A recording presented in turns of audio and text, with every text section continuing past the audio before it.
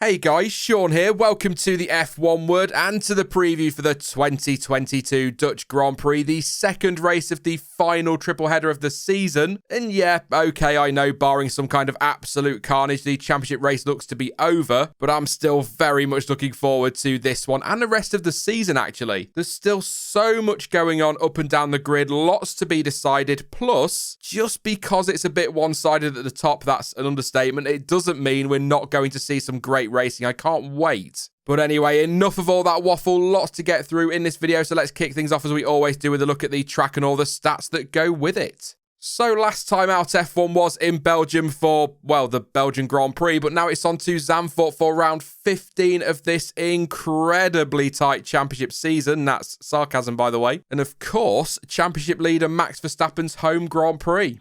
A lap of the circuit comes in at 4.259 kilometers long. That is just over 2.64 miles if that's your thing, and is made up of a total of 14 corners, with the race on Sunday set to run for 72 laps.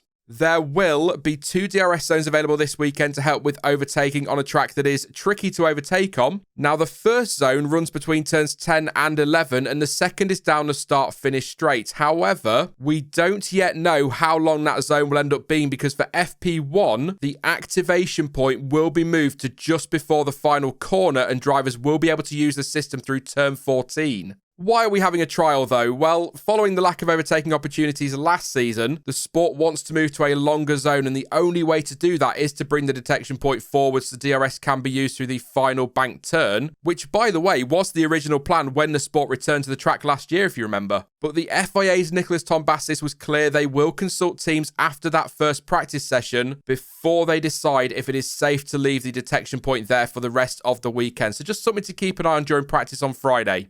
And super quickly, the race lap record is held by Lewis Hamilton, who posted a 1:11.097 in 2021 on his way to P2, where he finished behind winner Max Verstappen and ahead of teammate Valtteri Bottas, who took the final step on the podium. And here's a stat for you. That was the 5th time they'd shared the podium together in 2021, and the trio would go on to do that twice more before the end of the season. So that's 5 up to and including Zandvoort, and then 2 for the rest of the year. And interestingly enough, 5 minus 2 is 3, and 3 is the number of dry compounds available across a race weekend. Yes, you guessed it, it's tyre talk time. Not quite sure if these are getting better, worse, or staying just as terrible as always, but the compounds available for this weekend are the hardest in the Pirelli range, and so they are the hard C1, the medium C2, and the soft C3, and that's only the 4th time so far this season the hardest compounds have been chosen.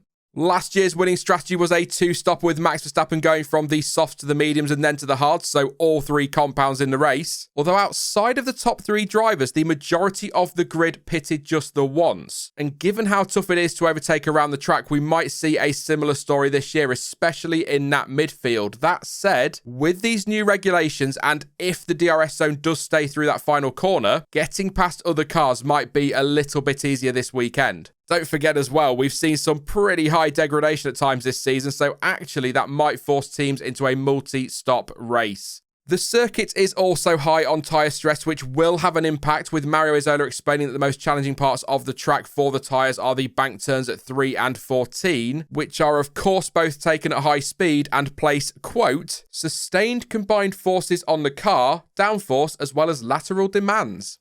The barriers around Zandvoort are close to the track, and coupled with the lack of runoff areas, in theory, you could argue the chances of seeing a safety car during the race on Sunday are actually quite high. However, there is next to no historical data to go off, as the last race prior to 2021 was in 1985, and the safety car wasn't fully officially introduced into F1 until 1993. So the only thing I can say for certain is that we didn't see a safety car or a virtual safety car last year, but what I will add to that is that both have been used quite often this season, with Aston Martin describing the number of safety car uses in 2022, both full and virtual, as higher than usual.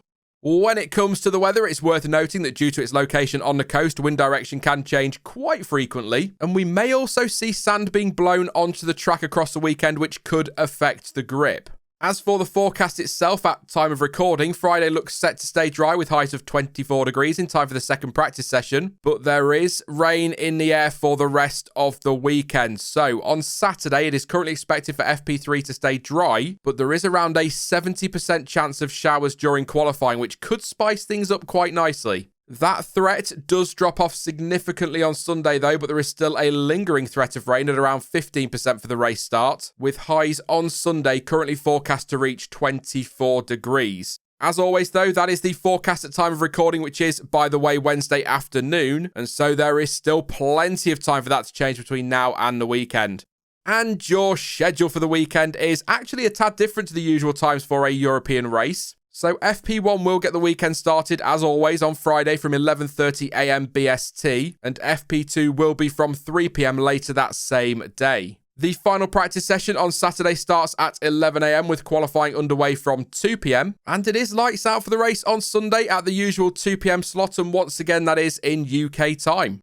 Now, before I get on to my predictions, let's have a quick run through some of the stories and talking points that have been doing the rounds ahead of this weekend's Dutch Grand Prix. First up, Mattia Binotto has downplayed the idea that the team's deficit to Red Bull at Spa was track-specific and instead believes the Red Bull is, quite simply, faster than Ferrari at the moment in terms of overall efficiency because, quote, Spa is where you need efficiency in terms of the aerodynamics and power unit. He also pointed to the higher tyre degradation the Scuderia is suffering compared with Red Bull as another reason for their struggles. However, in more positive news for Ferrari fans, Binotto does not believe the gap will be as big in the coming races and sees Spa as a track that amplifies gaps due to its length. He also confirmed that it was actually a sensor failure resulting from the tear-off that got stuck in Charles Leclerc's brake duct that led to the driver speeding in the pit lane and getting slapped with a time penalty from the stewards.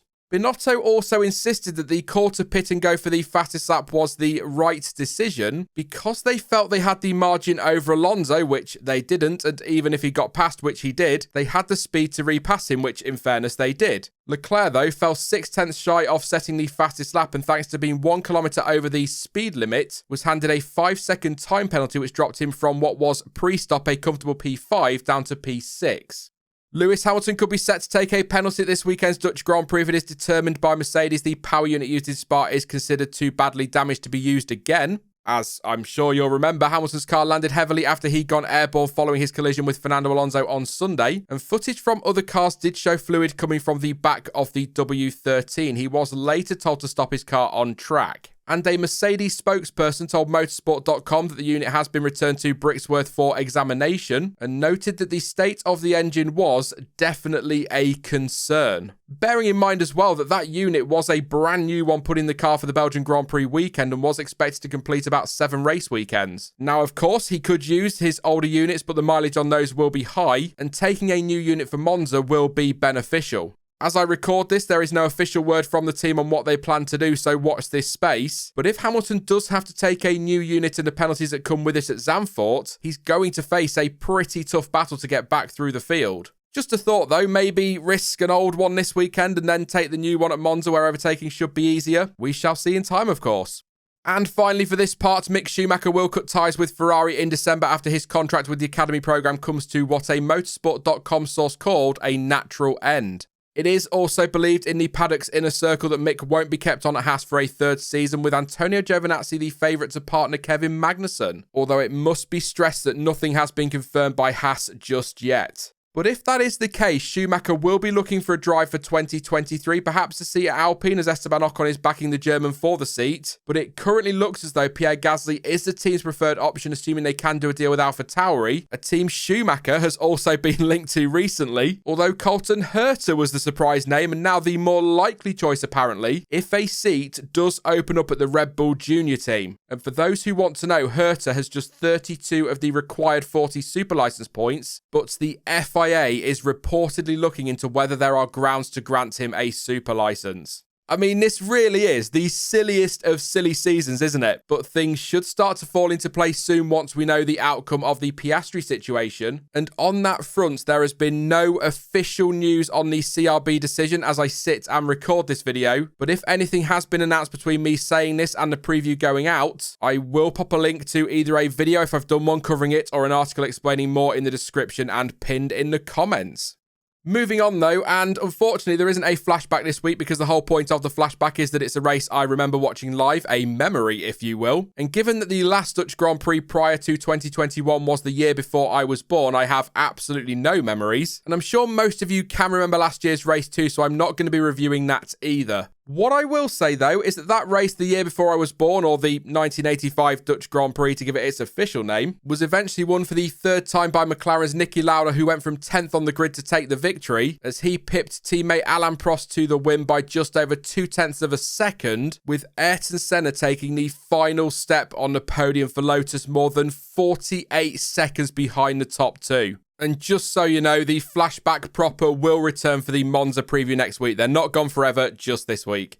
Right then, time for some predictions then. And as always, please don't take these too seriously. They're just a little bit of fun. And if you do disagree with my picks, then you can let me know yours in the comments section down below. And last time out, I actually got a few things right. I know I was as shocked as you. So I was right about Verstappen for the win and for fastest lap, Alpine as best of the rest, and Vettel for a top 8 finish. I mean, far from perfect, but I'm going to take that. This week, though, I don't know. It's kind of hard not to just get behind Max Verstappen and Red Bull, isn't it? Sure, Zandvoort is a totally different track to Spa, but he was in a league of his own last weekend. And although that could be a track-specific thing, as already mentioned, Mattia Binotto has since said he does not believe that to be the case, although he does expect Ferrari to be closer. Obviously, we'll see as the weekend unfolds, but even if that did turn out to be the case, the combination of Red Bull and Verstappen is mighty right now, and they will be so tough to beat, even if Ferrari are right back up there with them. And on that note, I am going to be optimistic and say that Ferrari will be closer this time around, and even go as far as to say that Mercedes will show improvement too and be a bit closer. That said, I'm still going to go all in on Max Verstappen this week. So, pole on Saturday, the win on Sunday, which will be his 4th in a row, and yeah, I'm even going to pick him for fastest lap too.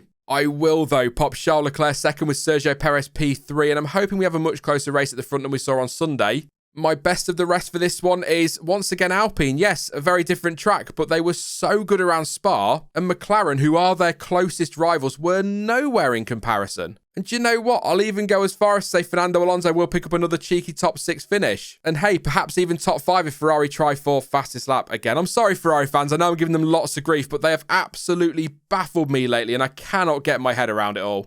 But to round these predictions off, let's do some bolder ones. I am going to go with another points finish for Sebastian Vettel. He was so good in Spa. I'm also going to go with a return to the points for Haas with Kevin Magnussen. And you know, why not? Nicholas Latifi sneaks it into Q2, and that is possibly one of the boldest predictions I've ever made. But anyway, that is it for the Dutch Grand Prix preview then, but you can, as always, let me know your thoughts and your predictions ahead of the weekend in the comments section down below. Now, I will be back soon with some more content, and don't forget to join us live on Sunday for the usual race reaction stream. In the meantime, though, if you did enjoy this one, then please do leave a like, as it really does help the channel out, and don't forget to subscribe so you don't miss out on any future videos or streams. But as ever, thank you for watching. I've been Sean, this has been the F1 Word, and until next time, goodbye.